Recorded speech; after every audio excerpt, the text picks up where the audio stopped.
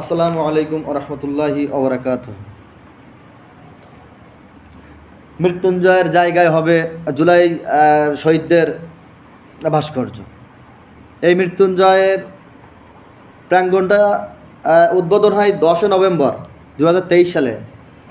মাননীয় প্রধানমন্ত্রী জননেত্রী শেখ হাসিনা এটার উদ্বোধন করেন। আর সেই সঙ্গে বলা হয়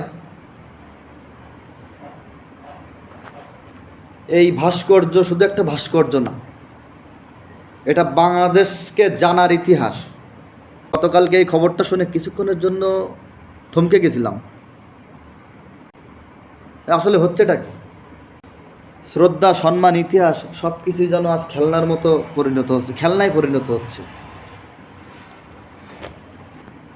কাকে সরিয়ে কাকে স্মরণ করা হচ্ছে?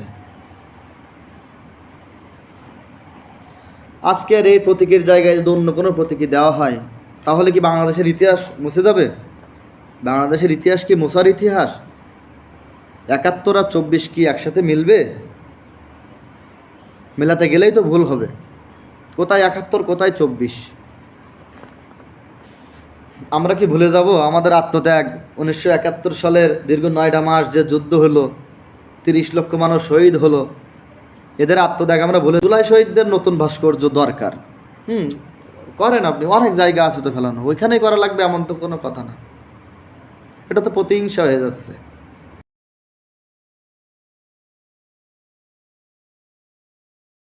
মুক্তিযোদ্ধার সপক্ষের লোক দেশে থাকতে পারে না, দেশের পক্ষে কথা বললে দেশদ্রোহী ট্যাগ লাগাই, ফ্যাসিস্টের ট্যাগ লাগাই। ওদের কথা আওয়ামী লীগ করলে তাদের ধরা লাগবে। এই ভালো কি খারাপ ওটা দেখার টাইম নেই, আওয়ামী লীগের থাকলে হবে। আরে ভাই, একটা জেনারেশন সম্পূর্ণ নৌকার উপরে ভরসা করে বসে আছে এখনো। এক শহীদের স্মরণ করতে আর এক শহীদের বেদি ভাঙা কি? এটা কোন জায়গায় কোথাকার নিয়ম ভাই?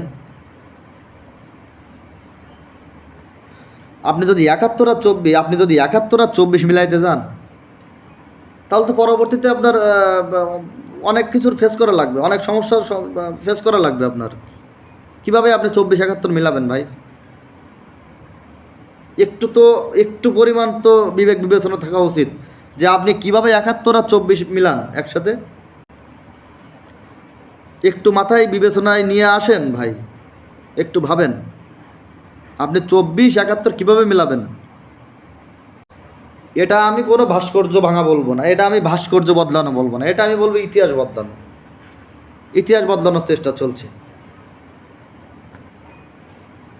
শুধু আমি দৃঢ় কথাই বলতে চাই, এই মৃত্যুঞ্জয় থাকবে যতদিন বাংলাদেশে একটা দেশপ্রেমিক মানুষ বেঁচে থাকবে। যতদিন এই দেশে একটা দেশপ্রেমিক থাকবে, ততদিন এই দেশের ইতিহাস গোড়ায় ফেলায় দেওয়া সম্ভব। ভাই, আমরা আজকে যে অবস্থা দিয়ে যাচ্ছি, আগামী প্রজন্ম আমাদের ক্ষমা করবে না।